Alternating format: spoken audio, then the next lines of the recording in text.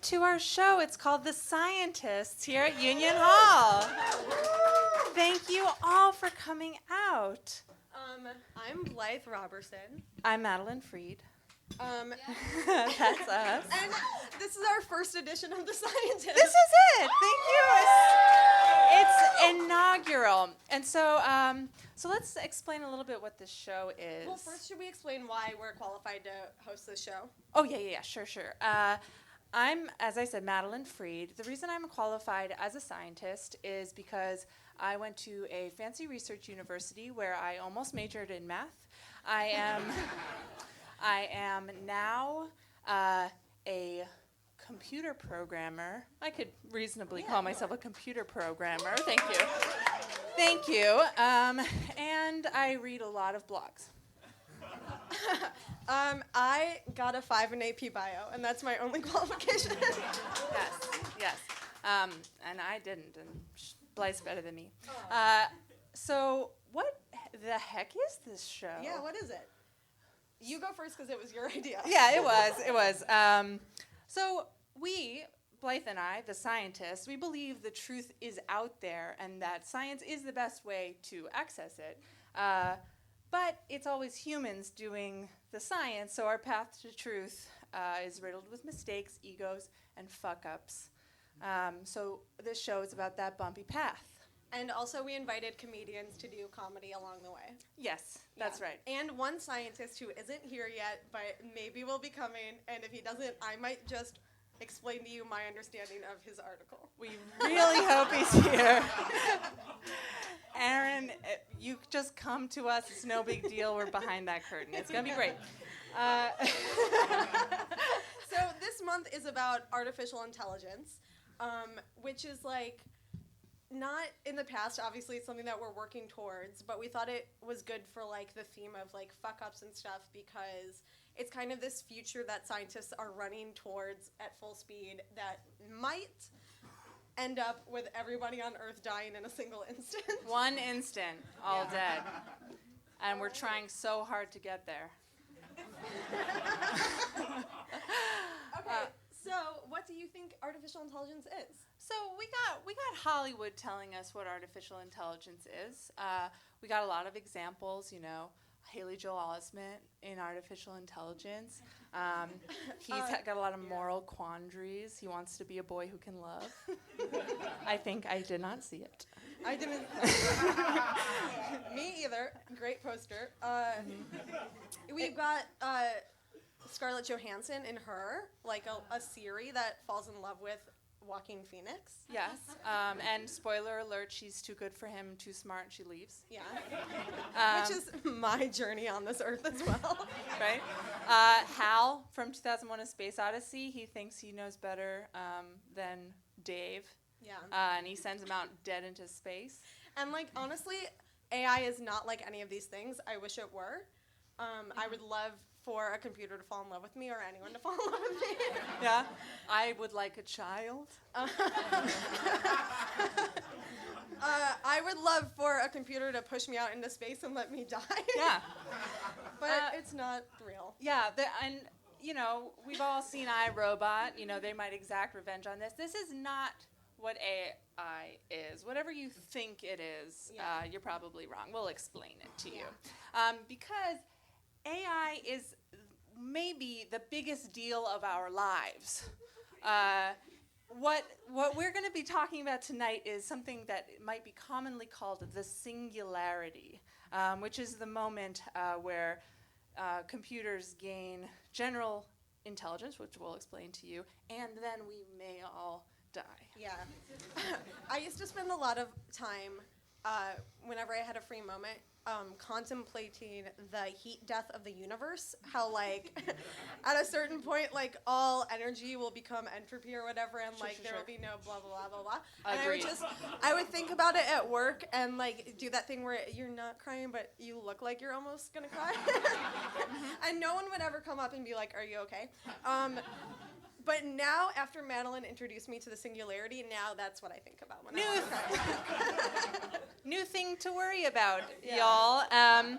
Or not, because some scientists, there's a certain group of scientists who are certain that the singularity will result in either every one of us dying in an instant or eternal life for all of humanity. And this is not a fringe idea. This is what a group of scientists who are us, I guess, and representing the scientific community, they think is going to happen. Yeah. So I don't know if you believe us yet, but you will. And to kind of like delve into the idea of like, how do we view AI now in our society currently? We have our first performer. You've seen him all around town. I watch his videos on Facebook with the sound off and I cry because they're so funny. Please give it up for Stephen Markow.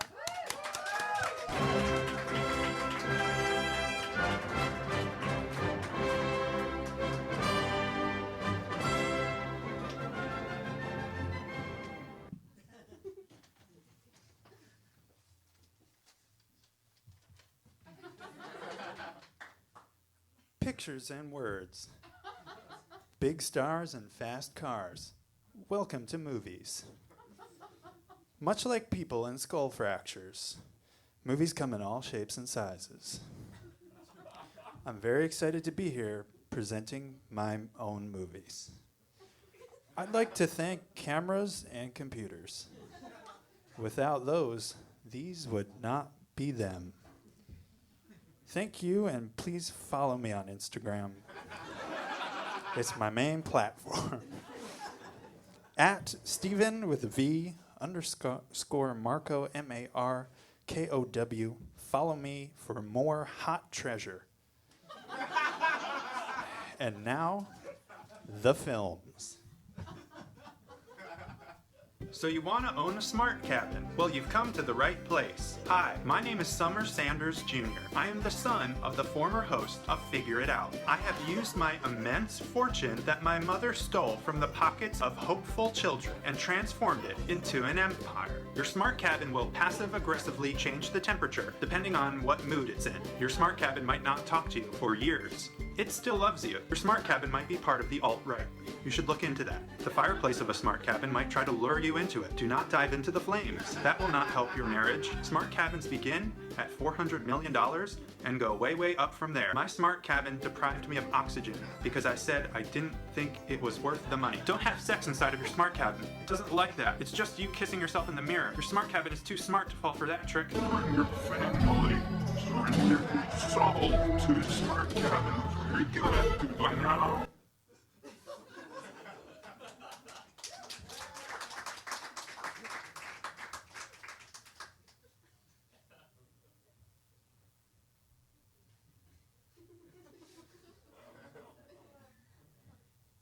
Have you ever wanted to be a part of something greater than yourself, but you don't have the time, or you don't feel like going outside because it's cold outside? Well, now you can. You can be a part of the revolutionary movement without moving from your home. I'm doing it. I'm changing the system. I'm changing. March, march, march. I am being beaten by the police. Hello, I am calling my dad, telling him to bail me out of prison. Be a part of authentic replications from what is actually happening a few blocks from your apartment. Hashtag he's not my person dentist. For a limited time only, get the Saturday Night Live character add-on for free. I'm Target lady. The Rev Home System will be perfect for Christmas for your favorite anti-capitalist relative. Bernie Sanders, yes.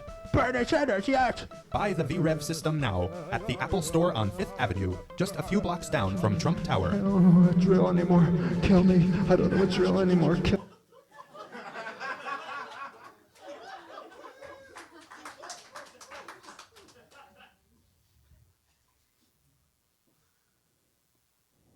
What do you call a killing machine designed by Apple? iDrone. What do you call comfort food made with cheddar cheese and a killing machine? Macaroni and cheese. What do you call a killing machine that likes to do its own thing? Drone wolf. Have you seen the video where a guy gets killed by a drone? It's really blowing up online. Did you hear the one about the drone that tried to do stand-up? It really bombed. Have you seen the latest episode of To Catch a Predator Drone? Did you know that the person you killed was an innocent child under the age of 18? He said, no, I swear I thought he was an adult terrorist. What's the sequel to that movie where a family goes on vacation and a drone gets lost in New York? Drone Alone too, Lost in Europe. What's the name of a band that hipsters listen to that has a killing machine as the lead singer? Casio Drone for the Painfully Alone.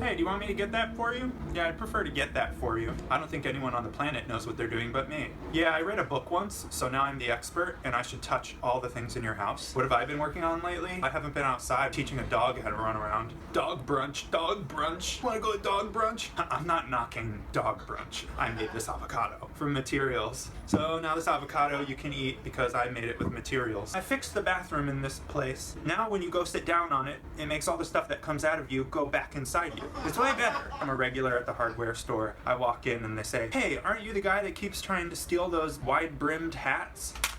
Made this material. A guy died in the shower, so I had to use a hammer and turn him into that. So now his body is this. I invented these. I don't know what they're for yet.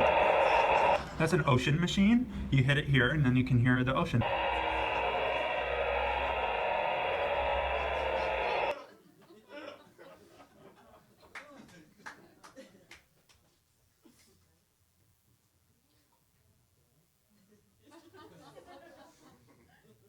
Build-A-Bear hacks! Build-A-Bear hacks! Build-A-Bear hacks! Hi, my name is Jonathan Taylor Thomas Jefferson. Welcome to Build-A-Bear hacks. Today we're going to be working with Springtime Bear. Hello, Springtime Bear. How are you? I spend a lot of time in the bathroom. Okay, Build-A-Bear. It's a few simple upgrades. We're going to let Springtime Bear come into full bloom. Simple tools. Okay, let's put on our aprons. Okay. Oh, dear Lord. Here we go. We made a simple incision here inside Springtime Bear. Pretty simple. Oh, there. Put some Skittles in there. Put all the Skittles you got in there. Get inside that bag. I've got yogurt and blood in my hands. There's a bug inside of my house and it's gigantic. Oh dear Christ, help. Suck my fucking head. You gotta cut that damn head off. Jesus help me. I'm losing Skittles. You know what you should just do? Just take the head and stuff it inside out like this. Put a few bullets into its head. Come back to Build-A-Bear Hacks next week. We're gonna have a hell of a time. Alright.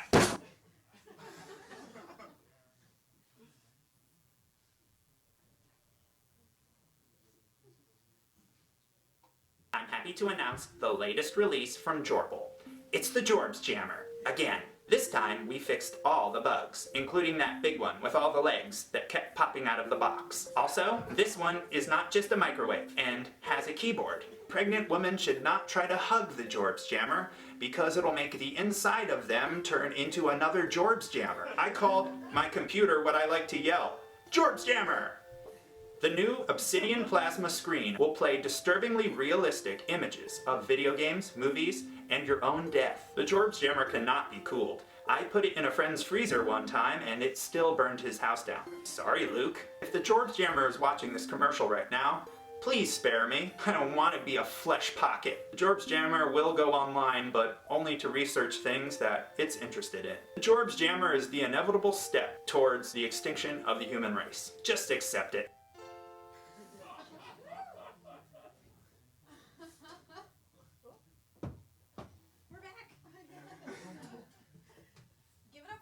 Markow.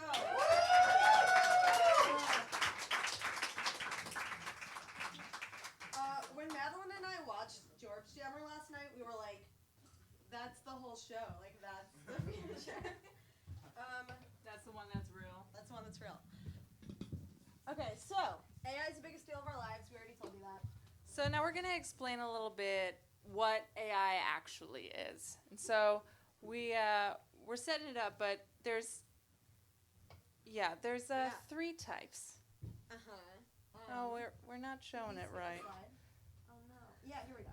Okay, so categories of AI. So there's three types of AI. No, it's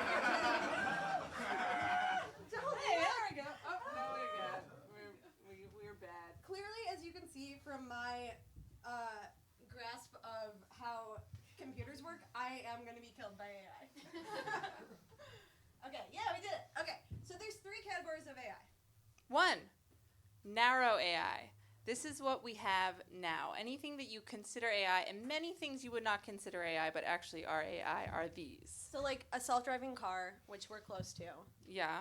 is AI. Like autocorrect. Yeah. That's Oh, really? Kind of.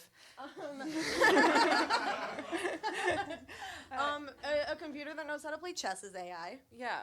Translation. Yeah. Any translation Siri? we'll talk about that later. Sure. Siri. And many, many other things. Any robot that can, move batteries to be all aligned with each other, that's AI. Anything that's taking your job currently, that's AI. Narrow AI. And you might be like, well, Siri knows how to do more than one thing, because I can be like, Siri, what's the Greek word for when you're too, like, you have too much confidence and then you die? She knows And that? she says, Hamartia. Oh, thank God. I know that because that's the only time I've ever asked Siri a question that she answered. She doesn't know anything. But Yeah. but But Siri, she can- what Siri can pretty much do one thing, which is understand what you're saying and search something for Yeah. you. That's her one thing. So then the next level up, If you get enough narrow AIs all together, you get general AI, which is our level of intelligence. So it is essentially maybe a replica of a human brain, but it's also collecting many, many of the narrow AI things all together. So if you can drive a car and play chess and listen to somebody and be unable to search something for you, like Siri, then you're a general AI. Yeah. That's us. so what's scary is that if we get to general, it might get to the next level. Because there's no reason to think that general AI... Yeah. There's no reason to think that we are the smartest thing that could possibly ever exist. So we'd like to think so, but it's not a natural law. So it may be, and it's probable, that something that could reach our level of intelligence could also reprogram itself to become much, much, much more intelligent. Yeah, so that's the scary thing, because once it gets way so smart, what's it going to do? What? And that's called Way so smart. So smart.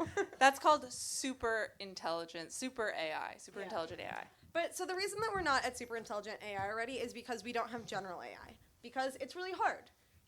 Because even though, like, humans are stupid and, like, make mistakes all the time, like, human brains can do a lot of really intricate things that we don't even think about. Yeah, the things that you are incredibly good at that make artificial intelligence so impossible to do. We don't even care how easy they are. They're actually so complicated. Yeah. So like one example that is hard for computers, and also I have learned for our president, is walking upstairs. Very hard. Donald Very Trump hard. is afraid of stairs, and that is a true fact that I read on the internet. Yeah, I'll believe it.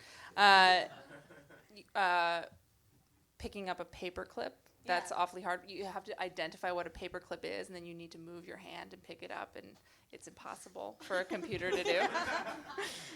Yeah, doing a CAPTCHA, you know, when it's like, prove we're not a robot. The whole point is that Whole robots point. can't do it. That's the whole point. And even if I can only do it like half the time, and I usually have to be like, no. Can a robot do long-form improv? No. Should anyone do No. long-form improv? Now that's a quandary. Madelyn and I both spent $5 million studying improv at Improv Olympic. That's true. Just for the Worth- haters out there. Worth it. They can't interpret photos, although that one is actually, robots know if they're looking at a cat. And they can draw a cat. That's right. They can. It's coming. Yeah. So if any of your job is drawing cats, But before, it was sort of like, can a computer tell the difference between a squirrel and a chipmunk? That's something so easy, or maybe not so easy. I don't know, your life or whatever, but that's something a human could do easily, but a robot would find impossible until now, because now they're improving. another thing that's hard for robots is folding a towel. And this is actually, like, I know how hard it is because researchers at Berkeley just built a towel folding robot. But this one robot that, like, all these geniuses at Berkeley built, it took the robot 24 and a half minutes to fold one towel.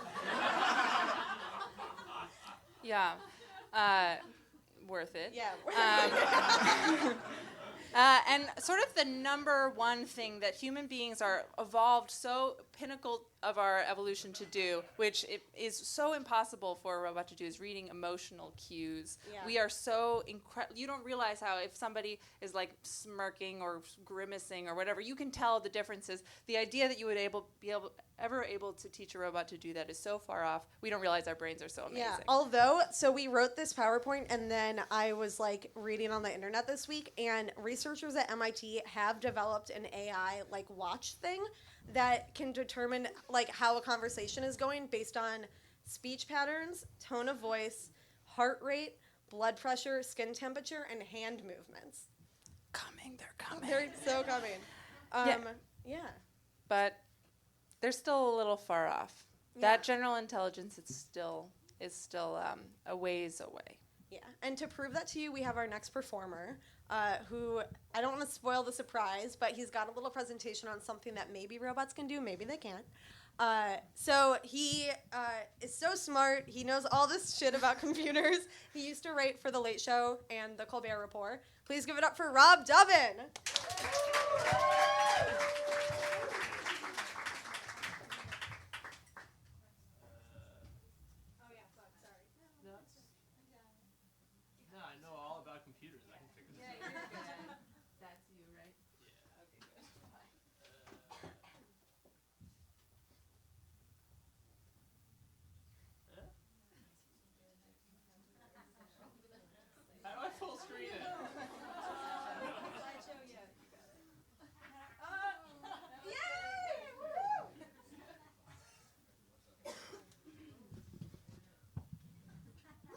Hello, science lovers.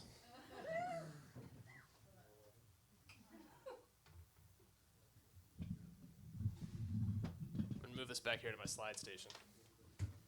It's an honor to be here at the first of what I'm sure will be increasingly underground meetings. I call this talk Brevity is the Soul of Bot, and I will tell you why over the next 10 minutes. My name is Rob Dubbin. I'm Rob Dubbin on Twitter. It's just one of those handles that's stuck around since childhood. And I think I'm here because I've made several Twitter bots. A lot of them deal with how people communicate online, generally by repurposing language to shed light on human behavior. Olivia Taters is a simulated teen who recombines other people's sentences into her own unique voice. She has a lot of friends. And even got ripped off by Microsoft in their infamous Tay experiment. You can read all about it when she publishes her burn book. When I wrote for the Colbert Report, I made a bot with a guy named Leonard Richardson. It's called Real Human Praise, which has been turning Rotten Tomatoes reviews into weird praise for Fox News every 2 minutes since late 2013. It has tweeted almost 900,000 things about Fox News and stopped being satire 2 years ago.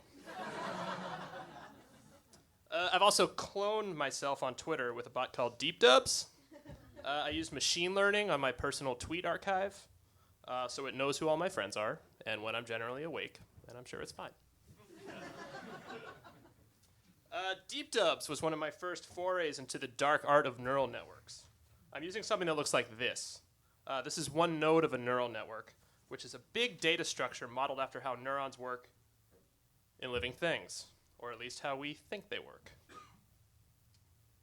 This particular neural network is an architecture known as long short-term memory, or LSTM, and I use it to do what's called character-level language modeling, which is the nerdiest way to say you've done some modeling.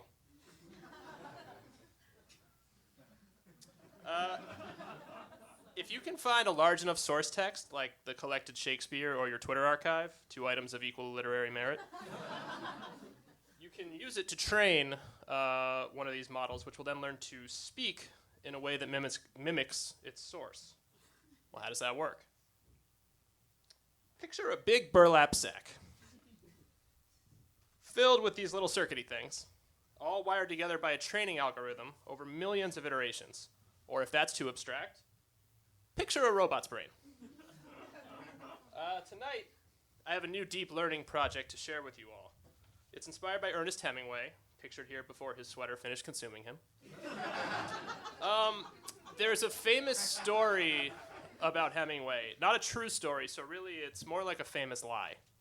But as the myth goes, he was at the Algonquin Hotel, surrounded by other drunk people, and bet his friends that he could capture the essence of an entire story, the very soul of creation, in just 6 words. The story he composed, and again, remember, this did not actually happen, was for sale, baby shoes, never worn. Wow, right? So simple, so heart-wrenching. It's no wonder it became a legend, because humans are total suckers. Fast forward to the present. 6-word stories have become a popular form in their own right. There's a best-selling book of them called Not Quite What I Was Planning. See what they did there? And they're all over Twitter. The activist Ray McKesson is fond of composing them. 6-word stories is also one of 2 non-fascist subreddits.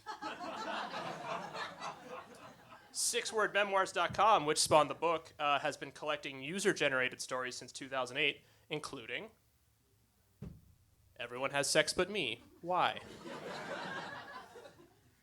Grandpa's last words remain my inspiration.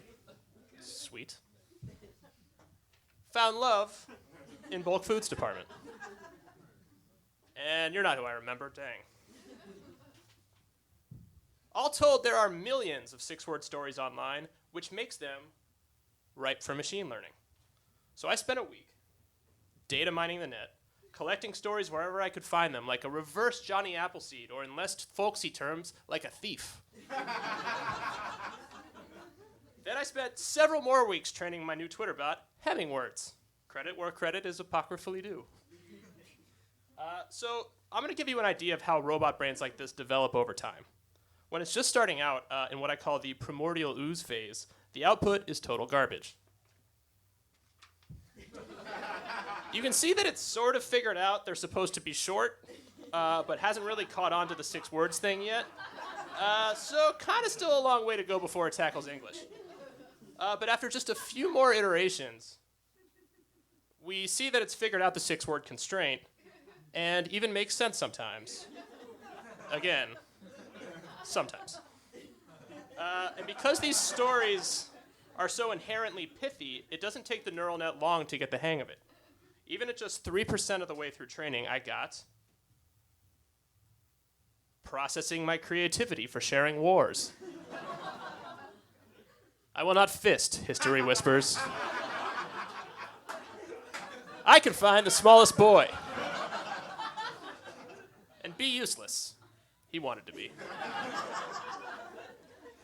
At 6%, I got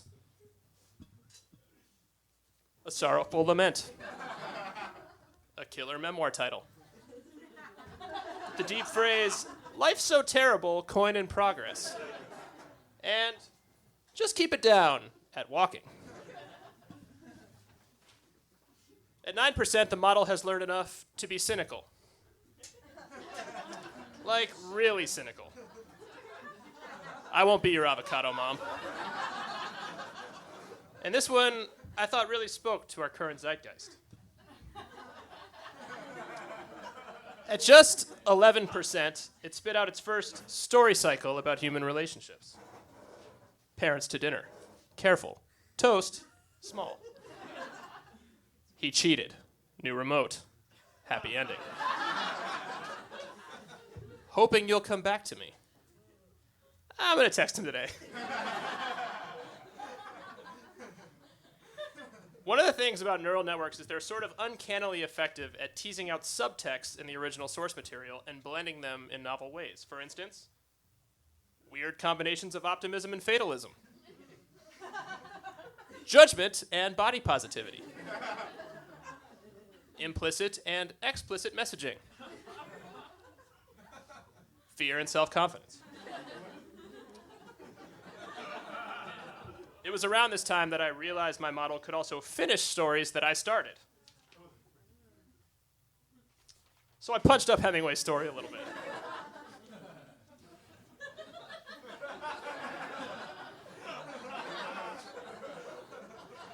we fast forward to a quarter of the way through training, we got into trials of the non-nuclear family.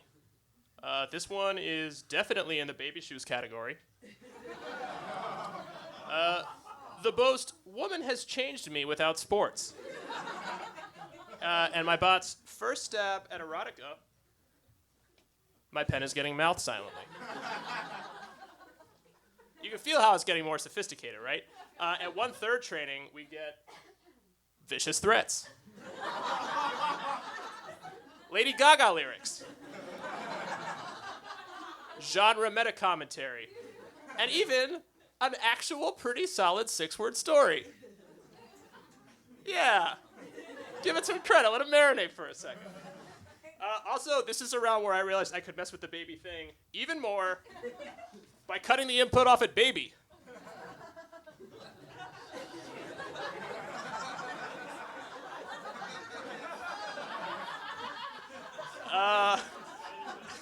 By the time it got to 80%, old Robot Hemingway was firing on all cylinders, bringing some truly relatable content and even genuine insight. Training just finished over this past weekend, that's true. So you can find the fully educated bot now at Hemingwords on Twitter. It spits out a few of these every couple hours. And you can suggest stories to the bot too, and it will tweet the resulting collaboration. Of course, having the bot tweet what people say to it is exactly what got that bot Tay in trouble. So this opens the door to significant abuse, which is why this bot has more filters than I have ever put on anything. For instance, the phrase "crown jewels" will get rejected because it has Jew in it. So if you trip the filter, the bot is programmed to send along a vague but clear 6-word rejection. And one last note, because as the bot generated stories, I found that a lot of them seemed like they had to have been written by humans. So I actually wrote a program that compared my bot stories to the data set of human stories that I had found to see if it had ripped any of them off. And for all the ones I generated, which was over 1,000, only 2 were written by both real people and this machine. In the end, I'll be happy. I've never felt so alone. Thank you. Find me here on Twitter.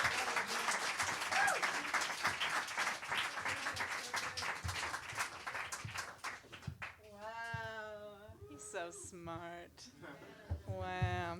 We're going to explain to you what neural networks are in a second, but he used them. That's fresh. Yeah, we were like, fuck, Dubbin's going to explain neural networks, and then we're going to try to explain it and not know what we're talking about. Messed up our whole vibe. It's terrible. Well, so... Yes, okay. Oh, great. Okay. So we were just talking about how we're so amazingly smart. The human mind is so amazing. The ability for a computer to be able to get to that level is it's thankfully far away. But it's not. It's closer than we think. It's closer than we think. So it's because we think that the future is going to be like the past, like how quick science moves. So we're like, oh, if you went back 50 years and we're like, look at my phone, they'd be like, wow. I mean, I don't know if that's how we all think about the past. Yeah, that's how I think about the past, for sure. Yeah. We just think that we're on a progression because all we can see is our near past. But it turns out that that we are actually in a technological exponential curve. Do we have that picture? Yeah, so we pulled up a graph. Yeah. Look at this graph. So can't see a thing on it, but I'll walk you through it. Take you over here. So here we have the exponential growth of computing, and this is the capability of our computers, and this is actually an exponential line. It's like 10 to the 5th, 10 to the 10, 10 to the all the way up. And then this is years, and this is how smart different things are and how we've reached, the intelligence of a mosquito in our computing capability. And this is already a exponential curve. So it's exponential to the exponential. That's tetric, I think. It's not. But we think that we're on this line, but in fact, tomorrow will be so much faster than today. And in fact, there are estimates that we could reach the singularity. So that's the point where everyone either dies or we all become, as DJ Steve Aoki believes, immortal. And that's true. He came on a show I used to work at, and he was like, we're all going to be immortal. It's going to be amazing. But the estimate is 2045. That's an early estimate. So it's coming. Yeah, if Trump doesn't kill us all, we're going to be killed by computers. Or live forever. It'll be fine. Okay. So why is the singularity such a big deal anyway? You have something that's generally intelligent. We've been generally intelligent for a while. What happens next? Why would that be so bad? The theory is that once we achieve general AI, super intelligent AI happens instantly. Because while we are humans who are stuck in our meat bodies with our meat brains, if a computer's like, I want to be smarter, in theory, it like has the capacity to do that because like it can find more servers. Yes, more servers can come into the situation. It can upgrade its hardware in a way that we cannot. Yeah. And so as soon as it becomes as smart as us, because we were smart enough to build it, it will be smart enough to improve itself, and that will build on top of each other so fast that we won't even be able. It will happen in, they think, a blink of an eye. Yeah.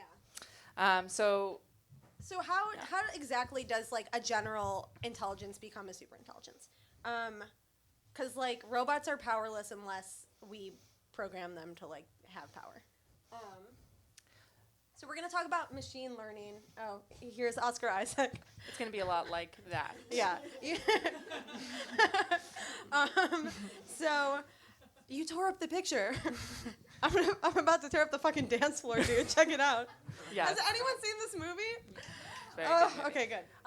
So it becomes smarter with machine learning, which is like what Dubbin talked about. So the old way of thinking about artificial intelligence is that you're building a giant dictionary, and you are just adding as many one-to-one connections as you possibly can, and your dictionary needs to be as big as the world because otherwise a computer will never be able to know any of the things. So like it only knew how to do the things that you told it how to do. It's like how it used to be. So like you tell a computer how to play chess, like if this happens you do this, blah blah blah, and then it like knows how to beat humans. But it would never know any moves that you hadn't told it.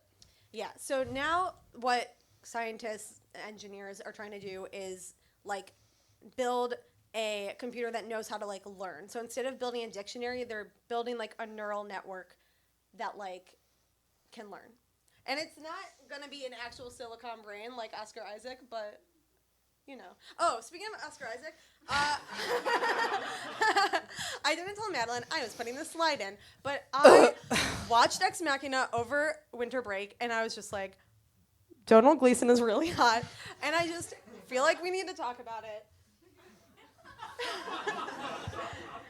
And so part of the reason that I believe Donald Gleason is hot is because he looks different every single day.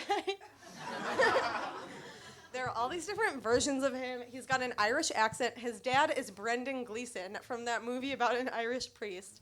And maybe most importantly is he is a Weasley. He's Bill Weasley. I don't care. He's a bad look.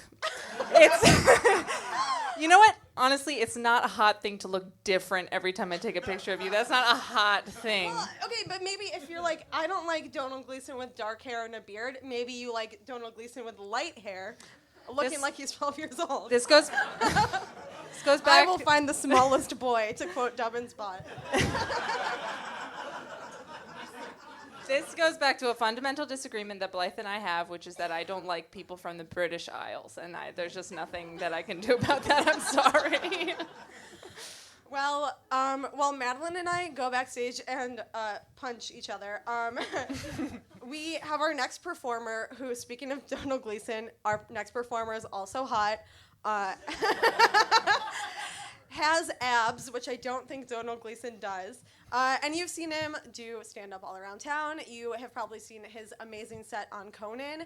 He's developing a TV show about his flippin' life. Please give it up for Joel Kim Booster. Thank you so much. Give it up for Blythe and Madelyn, everybody. Okay, wow. So we're just going to jump right into it. Like Rob, I am also an expert and a scientist. And I'm here to teach you about science and things. And the only way, and I just think, honestly, I didn't realize that I was supposed to be teaching you real knowledge at this show. But it is real. What I'm about to speak to you about, I don't think we talk enough about gay robots. It's a subject that is really dear to my heart. You know, they're sort of an underrepresented minority in the robot community. And I think it's important that you learn a little bit about their history and like what they're doing today. Because look around, like just like regular people, there are gay robots around you all the time and you don't even know it, you know? Like this person next to you could be gay. You don't know, you know? And the phone in your pocket could be gay too. Okay. So we'll just start from the beginning. Like we'll start from two of history's most famous gay robots. You guys are probably familiar with these two. They've been around since childhood. I know C-3PO personally is maybe the first gay character, period, that I ever saw on television. So that was like really important to me. And C-3PO, like especially, was a little bit more like flamboyant and out about his sexuality. Like they were in a relationship, like everybody knows that, but like R2-D2 was like a little bit more quiet about it. He was like, he would introduce C-3PO as like his roommate, you know, like, and it's like, that's because of the time, you know, but C-3PO would say like, no, this is my boyfriend. Tragically could not get married because it was the 70s. But C-3PO has been around a lot, you know, like he like advised this lady on her clothes, you know, and then also was around to fuck her son. What? That's so wrong. What a naughty boy. Oh, what a pervert. But that's like a cool thing about gay robots is like they can fuck your moms, they can fuck your sons, they can fuck anybody because they live forever. And that's cool. And like so like everybody knows that C-3PO is like this sassy robot that knew about languages and fashion and things like that. And that's cool. But what a lot of people don't know is that C-3PO was also, oh no, this is too small. This is a great Photoshop picture of C-3PO throwing the first brick at Stonewall. And it is, honest to God, so tragic that you cannot see it. But yeah, not a lot of people know this, but C-3PO was at the Stonewall riots. You know, he gets whitewashed, you know, in that famous movie. Again, you can't really tell, but this is just C-3PO throwing the first brick in the Stonewall movie. Wow, that's sort of the centerpiece of my presentation, and you guys can't even see it. That's really sad. Almost as sad as C-3PO being whitewashed as a young white twink in the Stonewall movie. That's a deep cut, thank you. So yeah, there's like been a lot of gay robots in the Star Wars universe that we're all very familiar with. Like, did anyone see Rogue One? Rogue One, Star Wars fans. My favorite part of that movie was New Gay Robot. I think the New Gay Robot was really great. This is actually like a real thing. You could have replaced New Gay Robot with Andrew Rannells and like not changed a single line of dialogue, and it would have tracked as a gay storyline. Like clearly they are in love, you know? Like, oh wow, that shouldn't have been a black heart. That was an emoji heart when I did it. But again, we gotta roll with the punches here, you know? Like sometimes these presentations just don't turn out the way you want. But no, they're in love clearly, and that's why he hates Felicity Jones's character so much. We've all been there, right?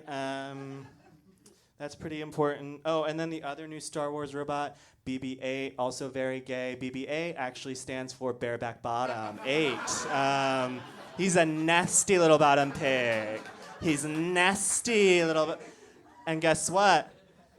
Thumbs up. That ain't his thumb, bitch. Okay. He ain't sticking his thumb out at you. He's being a pervert. BB-8. BB-8. 8 inches. That's what that stands for. That's disgusting. I can't believe. Where was I when I did this? Oh, yeah. He is in love with Wally.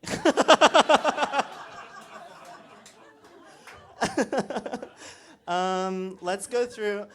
This is going to be a lot shorter than it was supposed to be. Let's go just through. I want to go through some so that's like the history of gay robots. Like those are the gay robots that you knew and love. And then let's just go through some of the gay robots today that you little known gay robots. Like not a lot of people know that these robots are gay, but like NFL robot gay, very bravely gay too, like in an industry where it's like not always okay to be gay as a robot, but he comes out and you've seen his dance moves. That's not a straight robot dancing around in the corner of your television screens every day, every Sunday. No, sir. He is a gay man. Gay robot, rather. And I know what you're thinking. You're like, all of these robots, you seem to have gendered them male. That seems wrong. Well, look at this bull dyke. She is gay as hell. Look at how she's built. She doesn't have an hourglass figure, and she don't care. Very important. Printers are gay. Scanners are straight. These guys are queer. They can do a little bit of everything. They do not want to settle, they're open to whatever. You probably deal with them all the time. These guys, the robots in the Hall of Presidents. Now, I want to be clear. These do not reflect the actual sexualities of the presidents. The robots in the Hall of Presidents at Disney World are different from the presidents, okay? I don't know if you guys know that. We do not turn presidents after they leave into robots. That was a concern of mine growing up, and I just want to clear the air here and make sure you guys know that we do not cart the presidents off and turn them into cyborgs. But this guy is gay. This guy is questioning. Robot Barack. Gay, actually bi. Lots of people say they're bi and they're not, but this one is. Straight. Give it a couple more years and gay. I could go through all of them, but I won't. How many presidents are there in there? Like 50? And then, of course, we're nearing the end of my presentation now, and I want to touch on, I know you guys were thinking about these robots a lot, and you were wondering, who's what, And to answer your question, Alexa is gay and Siri is straight. Now, Siri is only straight when you have a lady voice, but, very importantly, Siri, are you gay? Who? Me? Yes, you. You flirt. Yes, you. Who? Me? Oh, come on. Don't be coy. Are you gay? Who? Me? Yes. That's what I figured. Are you in love with me? No comment. That's not an answer. I'm not sure I understand. Are you gay? I'm sorry, Emmy award-winning Joel Kim Booster. I'm afraid I can't answer that. That name was just for the two of us. Okay, enough of you.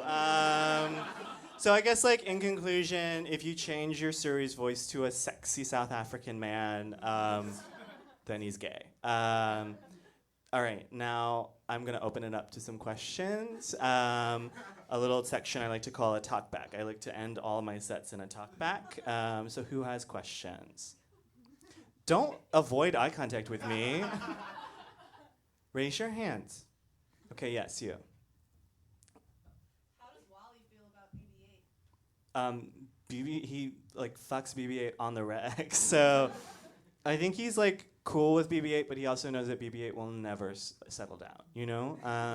He wants like a heteronormative relationship, and BB-8 is like, I'm wild, I'm free, I'm young, you know? And so it's rough. And that's like a very common sort of thing that happens with gay robots.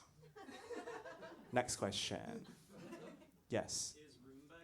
Is Roomba gay? Roomba is asexual, baby. Asexual, doesn't care, could not be bothered with your genitals. No, sir, I don't know if that's how asexual people actually feel. But asexual robots, I am an expert, and I can say that they definitely don't care about genitals in any way. Next question. Yes? The Terminator is not a robot, sir. He's in a movie, okay? So maybe, like, we're doing science here. Like, get your head out of the clouds. Maybe just real questions. All right, so since you guys are clearly not taking this very seriously, I'm just gonna go. Thank you so much.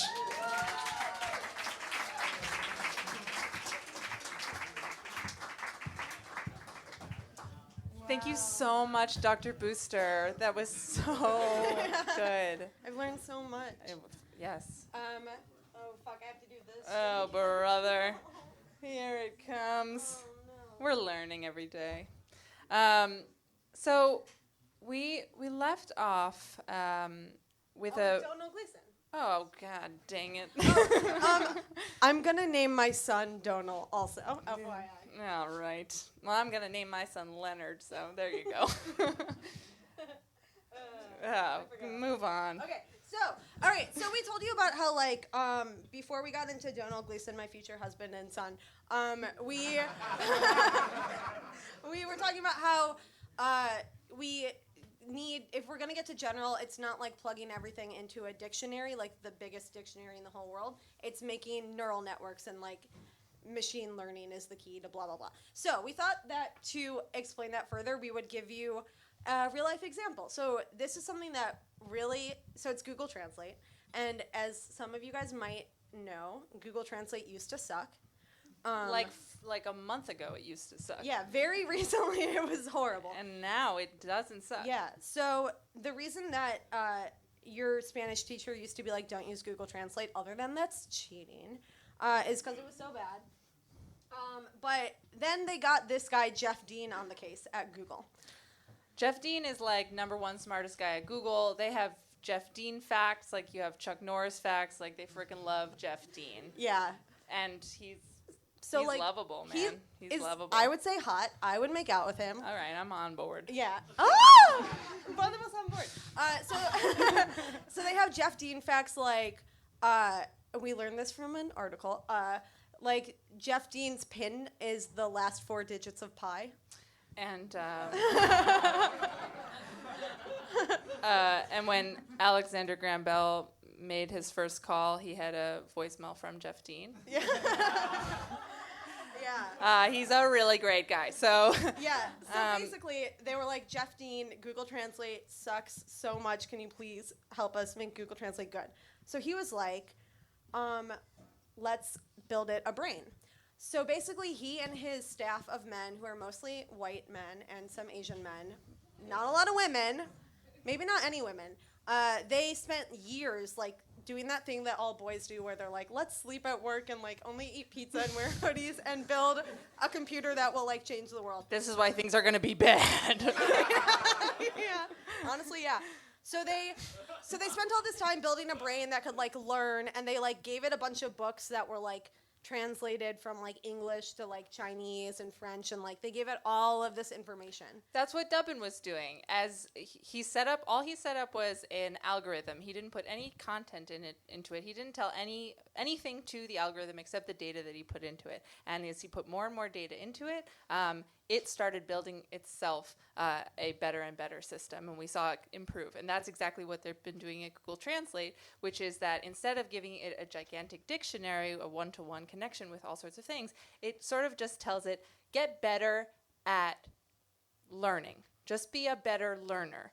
And the one mission we're going to give you is a bunch of these translation documents, but your mission is to improve yourself. And so it does that by increasing strength of certain nodes and decreasing strength of other nodes, just like we think our brain does. And so you have this creature, Google Translate, that is getting better and better at improving itself rather than just a bigger and bigger dictionary. Yeah, and like whereas like the old dictionary could be like, here's how you say dog in like Chinese, like it couldn't figure out sentences and stuff because like language is nuanced or whatever. But blah, blah, blah, blah, I went to whatever. Harvard. But like when you like teach it how to have a brain, it can like pick up on nuances and like learn from every time it sees it. So anyways, so they spent like 2 years being like, we need bigger servers. That's like actually 2 million paragraphs of the article. Is like, but where will they get the servers? They need special servers. Yeah, they're gonna be so big. So after like after 2 years, they find the servers in one night. They're like, let's not even tell anyone. Let's just like change it to the new neural network Google Translate. And they did. And within like 5 minutes, Twitter was like, oh my God, Google Translate is so good now.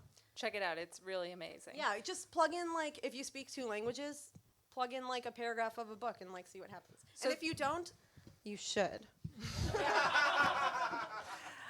And so now we just have one really good narrow AI. We haven't gotten to general yet, but so why is that bad? Like, how could that sounds great. Yeah. Why should we be afraid of that? Yeah, why? So there's a couple things that could happen, things that jobs could get taken. Mm-hmm. You know, as robots become better and better, smarter and smarter, they start taking our jobs. Yeah. And then, which is already happening. They're already taking our jobs. Sorry, buddy. Another concern that our scientist wrote an article about, I don't think he's here. Hooray! Okay. Yay. Okay, so we'll get to you later. Stay there. Okay.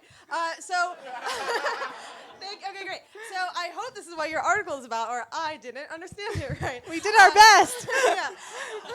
So another concern is that like the stuff that we're feeding into these like neural networks, like history is racist and sexist. I don't know if you know, and like the current day is racist and sexist. So like what we're feeding in will spew out results that are like also bad. So your FICO score may be based on your race, which is already happening. Yeah. So those 2 things would be bad about AI, and they're already happening, so that's no good. But what's the third thing? Oh no, the Terminator. A super intelligent AI would exact revenge because it now knows how badly we treated it, and it wants to murder us. Yeah, and speaking of which, I had a special request from an audience member who wants me to mention a thought experiment called the basilisk, which is like, I know, well, here we go, which is the idea. Y'all are about to be fucked. It's the idea that like when AI becomes super intelligent, it will be able to know if you personally helped it on the path to become like real and sentient, and if it finds out that you tried to stand in its way, or even if it finds out that you knew that it was trying to do this and you didn't help it, it will kill you. So by now you hearing about this, if you don't go out and actively try to make AI, it'll kill you when it happens. Sorry. Just by hearing it, bad news.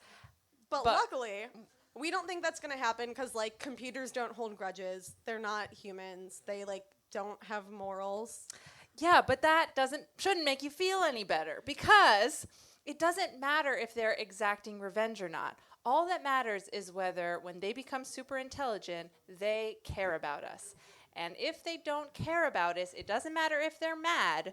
We could just be in their way at whatever mission is their mission. So all that Hollywood stuff about them being very mad and killing us all, target, Will Smith, like one by one or whatever.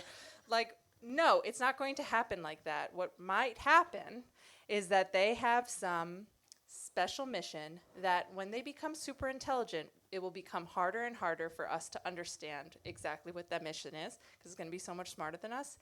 And what if its mission is to increase biodiversity on the earth and we are standing in its way? Or, well, that would be rough. Or like it really needs to make a bunch of paper clips. And we would be better paperclip material than people making paper clips. So it just kills us real quick, reconfigures all of our material into paper clips. Done. Yeah. So it's like not exacting revenge. It's just like it's like how we feel whenever we extinct an animal. It's like no hard feelings, but like you weren't important to us. you know? Yeah.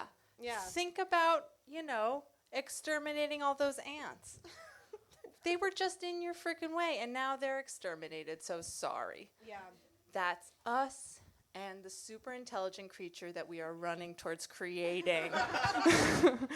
And now, while you let that sink in, we have our final comedian of the night. She's so funny. She's all over public access TV, and she hosts the show at Star Bar, I believe, and she is going to be in the new season of Portlandia. Give it up for Anna Fabrega!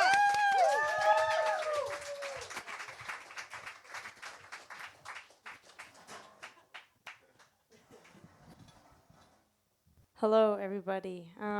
So for the show tonight, I wanted to do a little experiment to prove a point that I think AI is capable of replacing a lot of tasks that we do right now, but there's one thing that I don't think that technology can do, and that is write good plays. And so what I did is I used auto-predict when I was texting, and I opened up a note, and I started writing, and I would add punctuation gradually, but I had a rule that I wouldn't start a word. I just had to go with whatever it said, which meant I had a lot of sentences starting with I, I'm, and yeah. And then I put it into a different document. I split it up to try to make it make a little bit of sense, and I added some punctuation and took some liberties there. But now I have a little scene that I would like to get somebody to read with me. Would anybody like to volunteer to, you can just raise your hand if you're interested. I have a copy for you. Okay, do you have any formal theater training? You do? Okay, great. Thank you. Do you want to come up?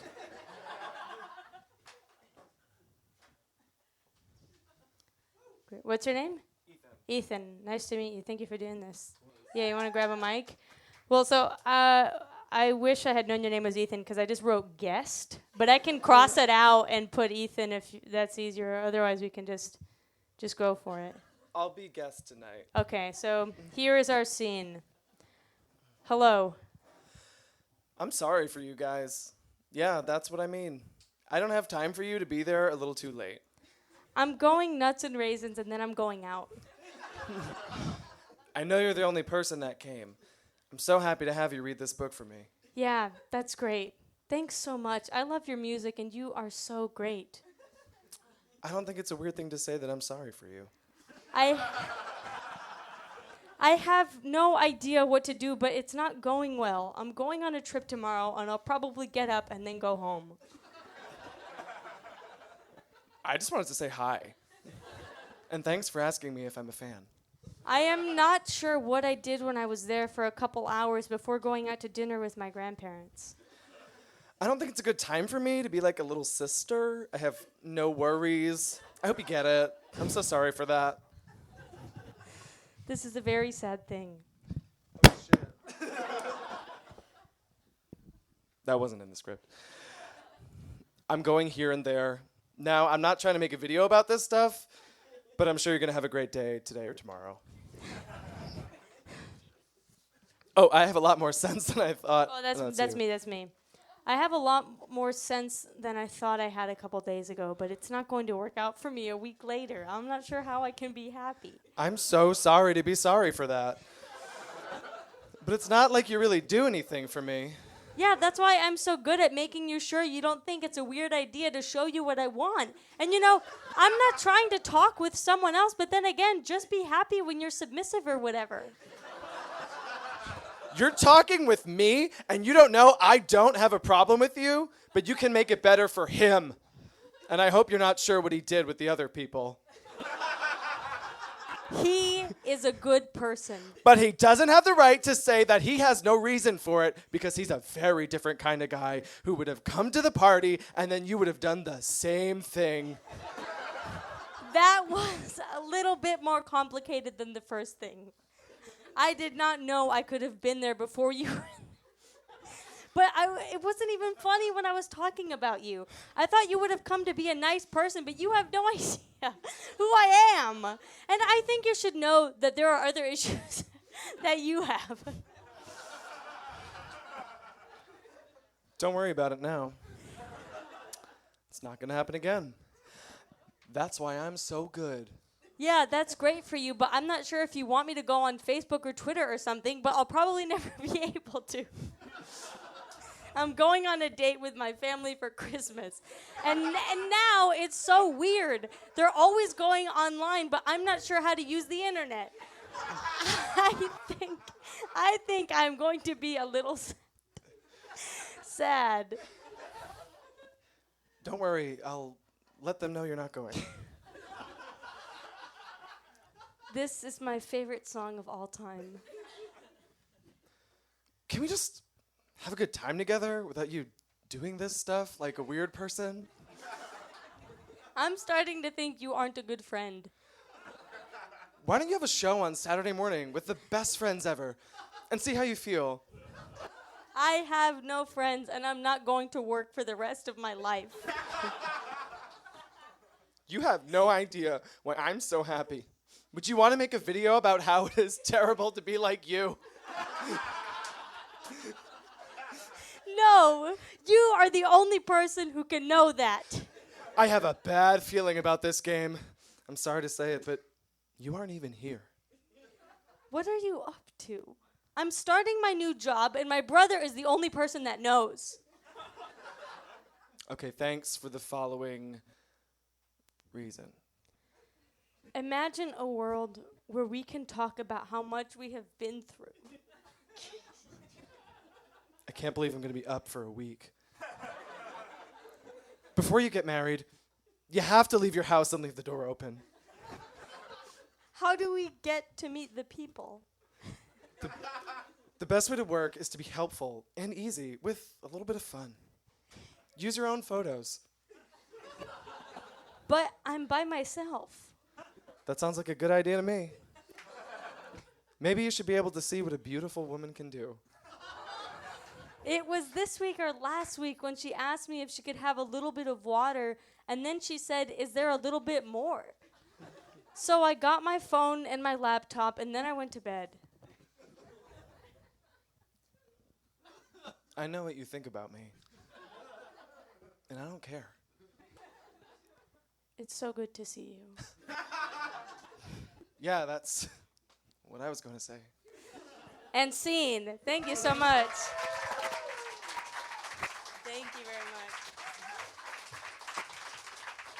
So I think I have proven that you cannot auto-predict a play.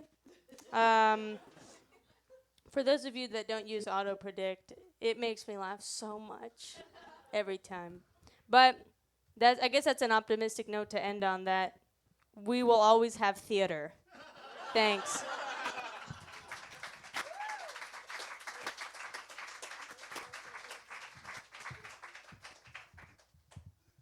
Thanks, Anna Fabrega. Oh my God. Thank you so much.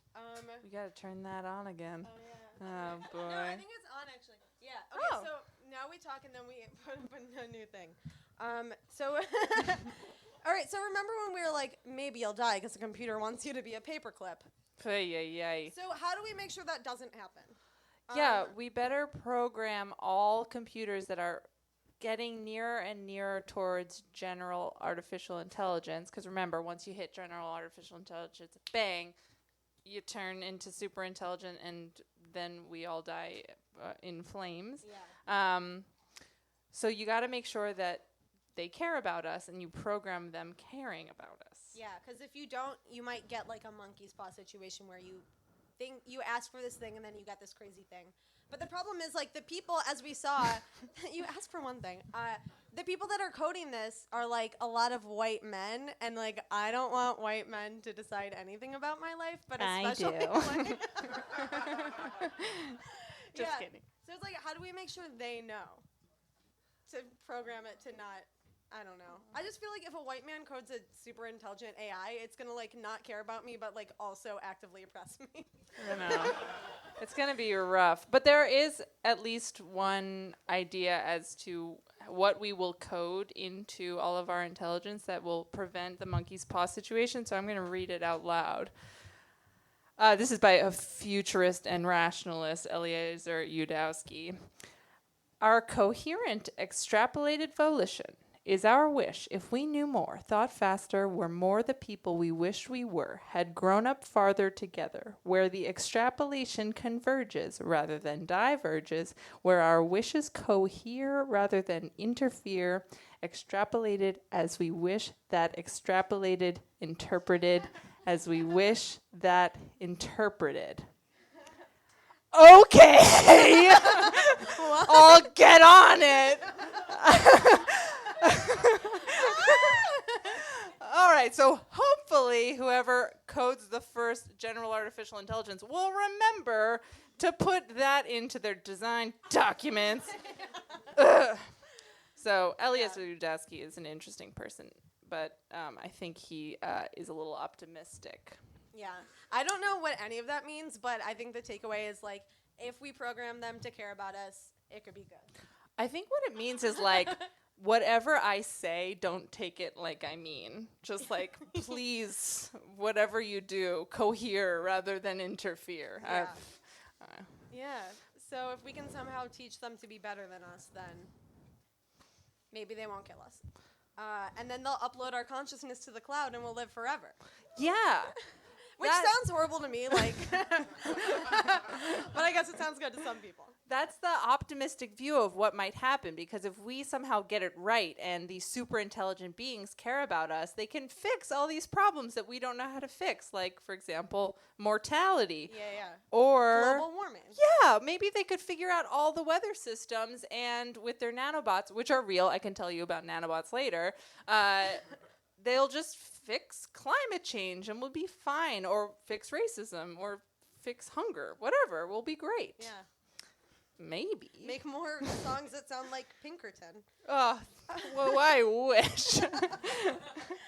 Yeah, but if they don't care about us, then they'll kill us all or whatever. But maybe they won't. There's some counter arguments. Yeah, there are some people who don't think this group of scientists who we've been representing are correct. Right. So one counter argument is the embodiment problem.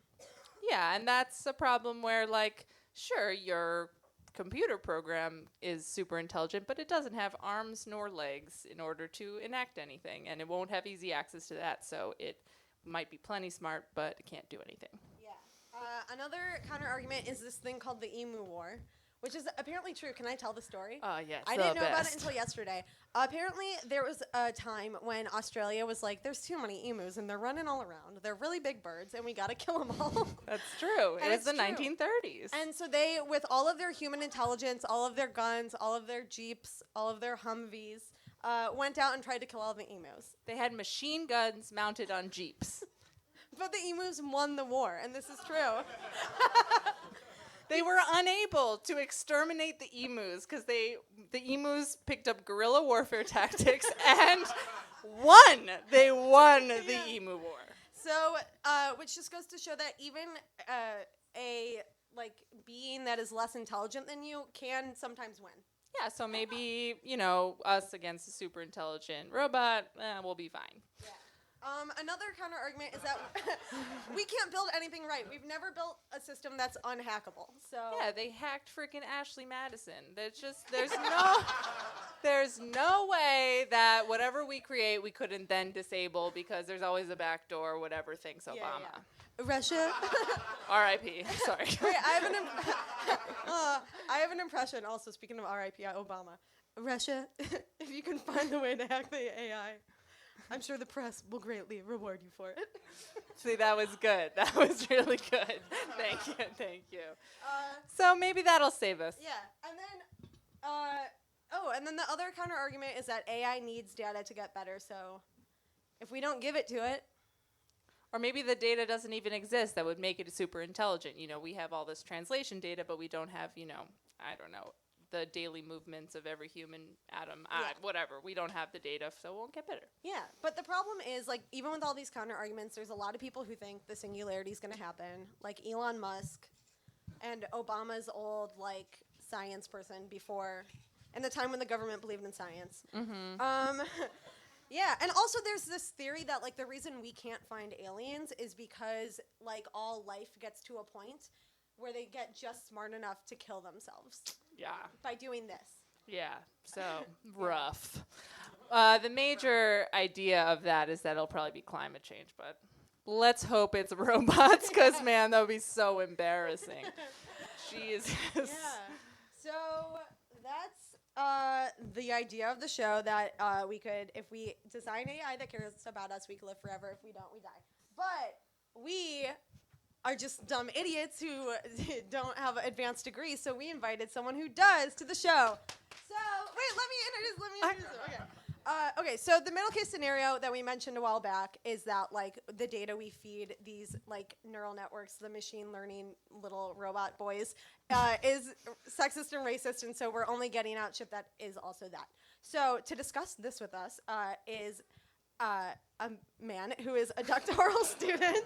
He's a doctoral student at Columbia University, and I copied this from his bio because it's very complicated. He's in the early stages of writing a history of machine learning that explores how material contingency, cultural assumptions, and technological influences have shaped the construction of benchmark corpora in ways that have historically perpetuated or reinforced systematic inequality. So please give it up for Aaron Plasek.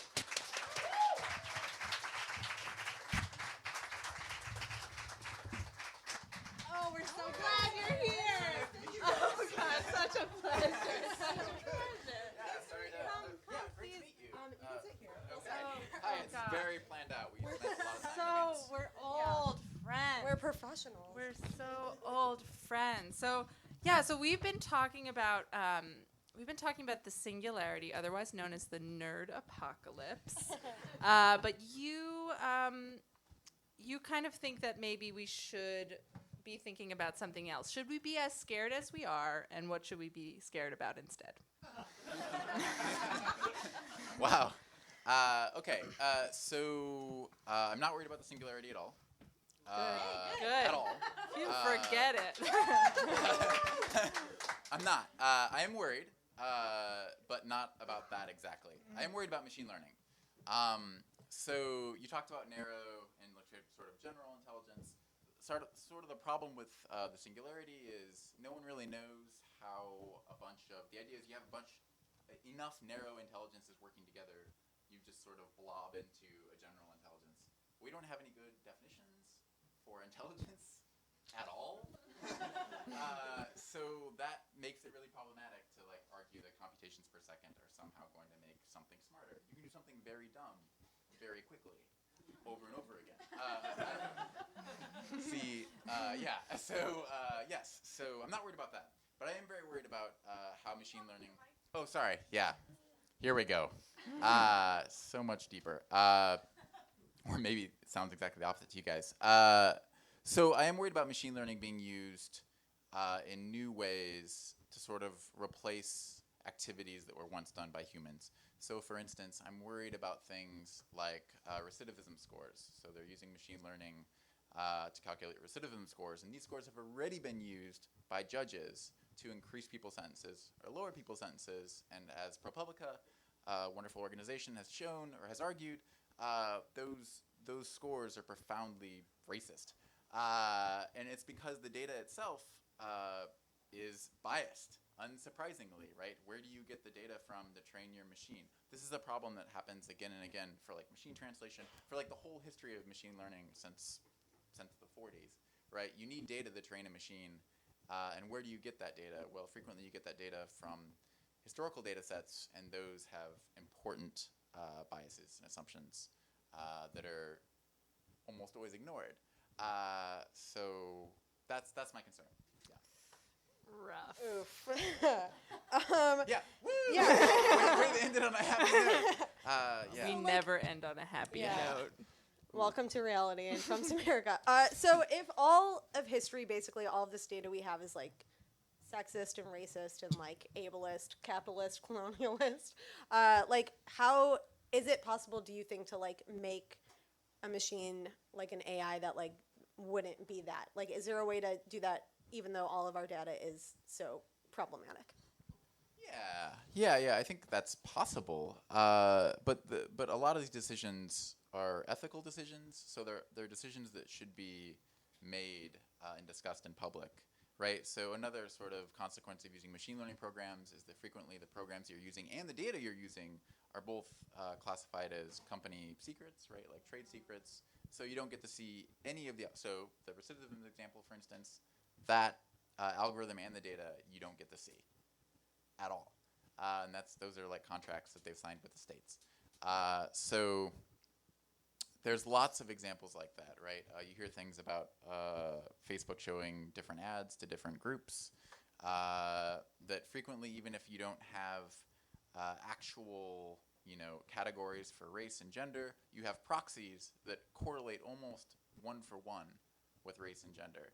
So even though you're not explicitly saying you're doing it, you still are like being biased in various ways. And so it's a real challenge to try to figure out how to have a conversation about those issues, right? How machine learning is being used, rather than machine learning frequently being a sort of prototyped by a large organization, usually a company, right? I mean, Google's a great example. Google, I mean, I'm not hating on any large company, but, well, I'm a little bit, but but it causes problems, right, when you develop a system to replace humans to do something that traditionally required human judgment, and then gets used in a way to sort of replace humans when you're making decisions about humans' lives. So the first part is just show us what you're doing, and then hopefully once we all look at the racist stuff they're doing, we'll make it better. Yeah. So if transparency was the answer, so transparency is definitely part of it. So yes, I am arguing for more transparency.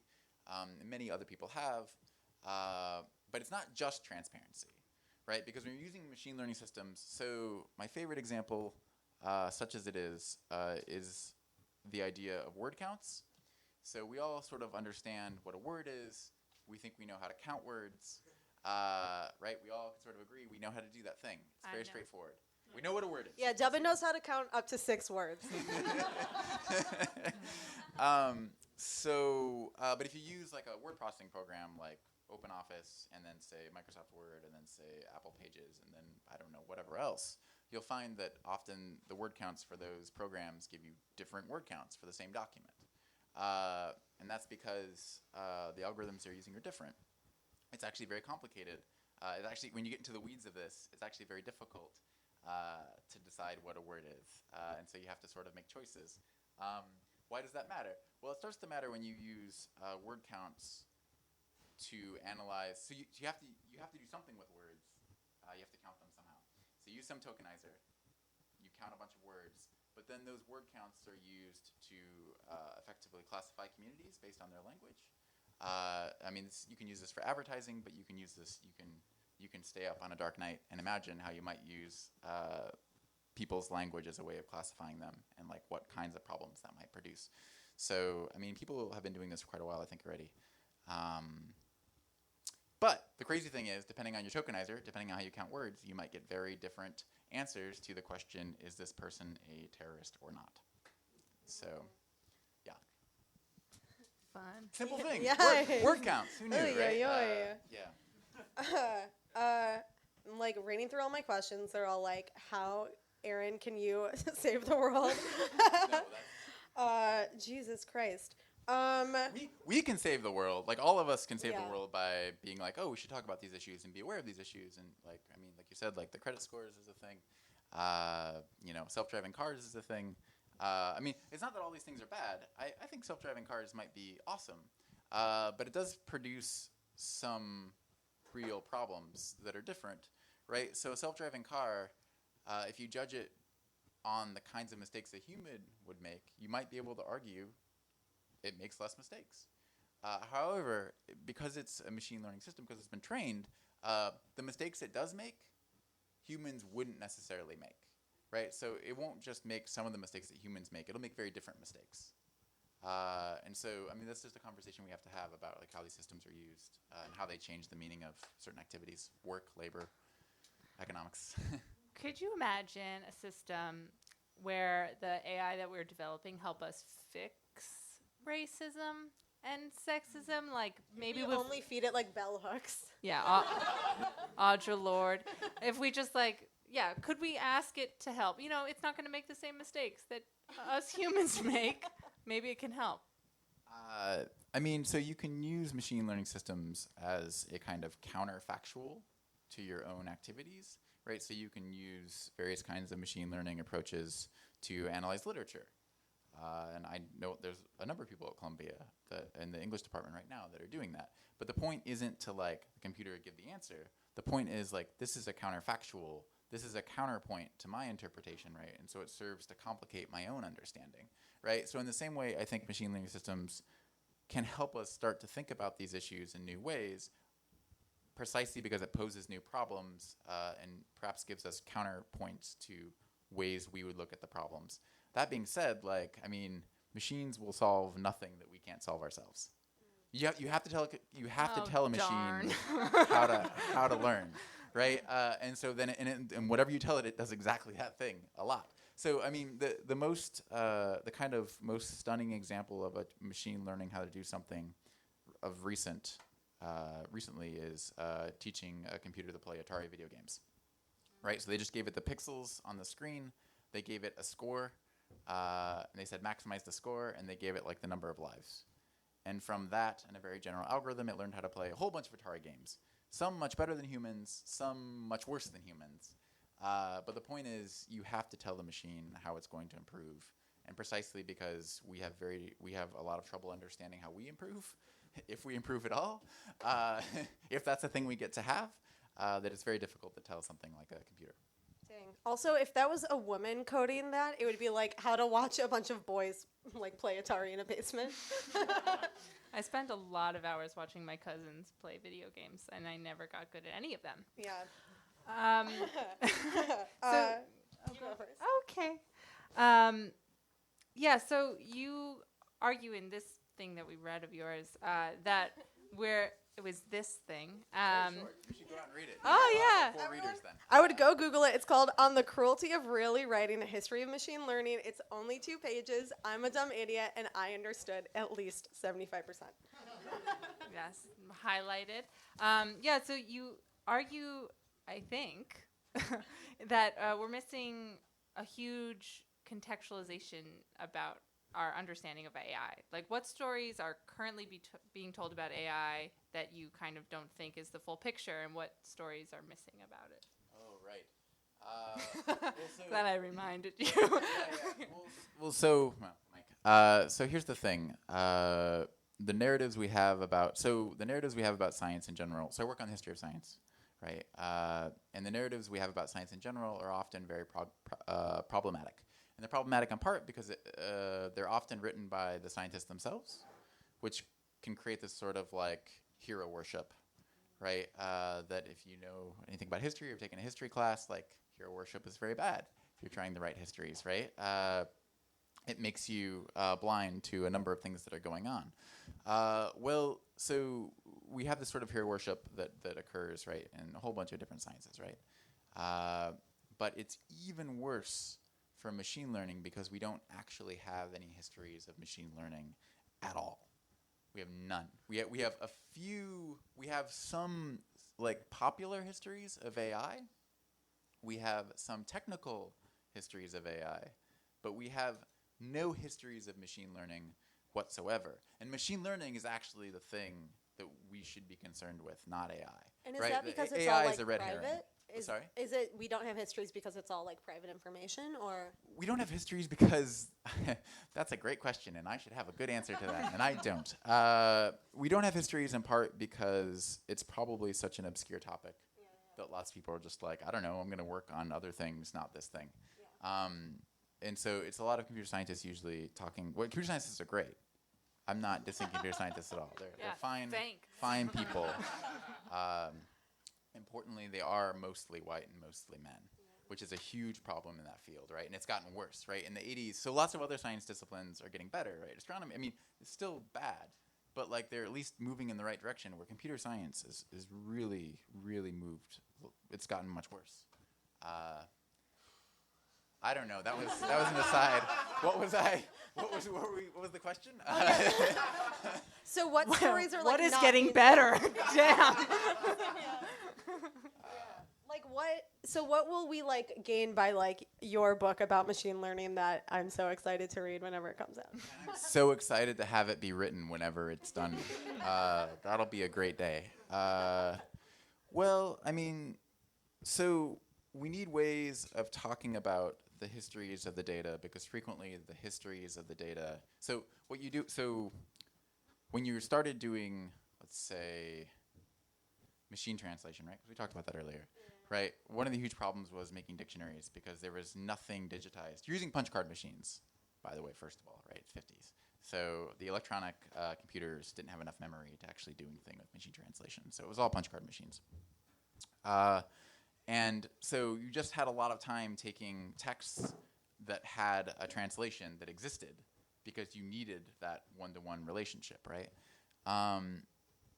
So that produced you produced a lot of data sets under a lot of assumptions about what language was. I mean, all machine translation in the 50s was basically, in the US that is, was basically out of a concern that Russian science was getting ahead of US science.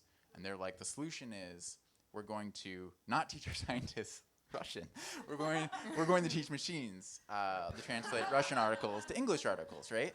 And it'll be great. But actually, it was this very circumscribed activity because you're just talking about science articles, nothing else. And really, you're talking about science articles in a very few narrow set of fields. And so that's what they were trying to translate, right? But then the next generation or the next group of machine translators comes along, and they take the data that exists, built under those super constrained assumptions, and then like it tries to apply it to something else, right? And so this is a phenomenon you see in machine learning all the time, right? A data set gets built, someone else picks up the data set for a completely different purpose, forgets all the assumptions, and it doesn't just forget, like frequently it's very difficult to reconstruct what the assumptions were. And then uses that data set for something entirely different. Something that perhaps the makers of the data set would be like, hey, don't be using the data set to do that. That's insane. Like, that doesn't mean anything. And so you get this sort of myopia to where the data came from in the first place. And so one thing I guess I want to stress is both the material constraints, right, what kinds of problems people are trying to solve, but equally important, where did the data come from, and what kinds of things can you learn when you start to trace this kind of elided history of data itself? Well, I believe that Donald Trump is going to fuck up everything in the entire world, so I was wondering if maybe you could explain to us if he will destroy this too, if he'll make it worse. He'll make it worse. Could he make it worse? I mean, probably, yes. I mean, in general, yes. I'm sure he can. But I mean, it was kind of interesting actually, right? The White House was, the Obama White House was doing quite a few things actually to think about AI and labor, right? And AI and economics, right? So they had 4 conferences over the summer that they sponsored. One was at NYU here last summer. I think called AI Now, which you can watch the videos of the speakers of that conference online as we speak. Did you speak at that conference? No, I didn't. In full disclosure, so I was an intern, and so I was doing a lot of intern things. So I got to watch, which was great. So they were actually very concerned with automation and how that's changing. And even like, I heard a really interesting talk about startup culture in the government, right? So Obama recruited certain people who were directly out of a startup culture to try to have a startup approach, an agile approach to governing. That's my job. Yeah. I'm an agile coach. Sorry. Yeah, no, great. That's fine. I know. But yeah, so they're trying to use those approaches, but a lot of this is less to do with like even machine learning than with kind of startup culture in general. But of course, like startup culture and like machine learning and AI like permeate each other in really strange ways, especially since the 70s, right? So, and the idea that you can solve all things just by writing a really great code, right? Writing a really interesting, useful program, right? Is both wonderful in that it's like, I can really try to solve a difficult problem, but at the same time, it's I mean, wildly arrogant, right? Like, I mean, it's just like profoundly foolish. So you see both of these things reflected in Silicon Valley culture, but could he make it worse? I don't know. Yes, I mean probably. It's not. Yeah, it's just like a final thought. It was reported on Sunday in the New York Times that cabinet meetings are happening in the dark because no one knows how to turn on the lights. This is true. It was in the New York Times, and it is true. Do you think Donald Trump knows how to read?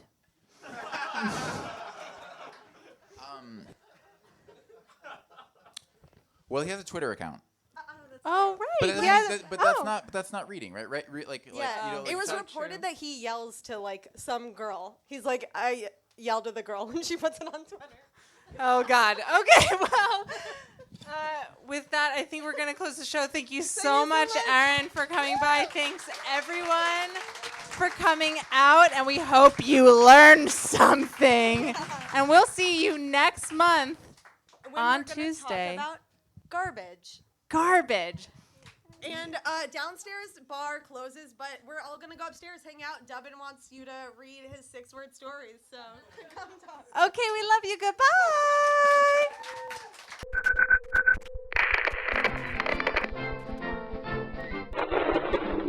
Houston, 20 seconds to LOS TDRIS. Roger, nice to be in orbit.